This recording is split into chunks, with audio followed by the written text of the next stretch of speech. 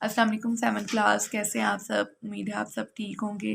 आज हम chapter number 10 के लॉन्ग क्वेश्चंस करेंगे। क्वेश्चन नंबर 1 ये है हमारे पास, define the transmission, absorption and reflection of light. तो पेज नंबर 100 पे इसका आंसर है।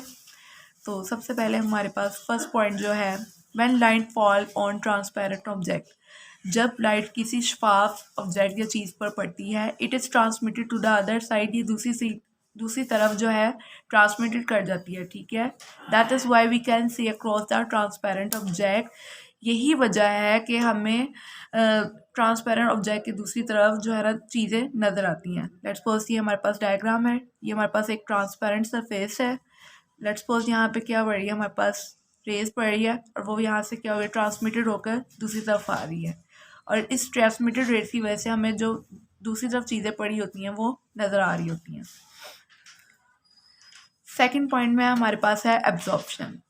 When light fall on rough opaque surface, जब लाइट किसी भी रफ ओपैक सरफेस के ऊपर पड़ती है, most part of this light, तो इस लाइट का जो जितना भी ज़्यादातर हिस्सा होता है वो क्या हो जाता है, एब्जॉर्ब हो जाता है and change into heat energy, और वो उसको कन्वर्ट कर देता है किसके अंदर, हीट एनर्जी में। अब black surface absorb most of the light, इसमें हमारे पास जो ब्लैक सरफेस है वो सबसे ज़्यादा लाइट को क्या करती है, अब्जॉर्ब कर रही होती है। अब यहाँ पर ये इसको समझने के लिए देखिए हमें डायग्राम दी हुई है। ये हमारे पास ब्लैक रफ ओपैक सरफेस है, यहाँ पर लाइट रेज आई है और उसने इसको क्या कर लिया है, एब्जॉर्ब कर लिया है। अब ये इसकी एब्जॉर्प्शन से क्या हुआ है, कन्वर्ट होगी किसमें, हीट एनर्जी में।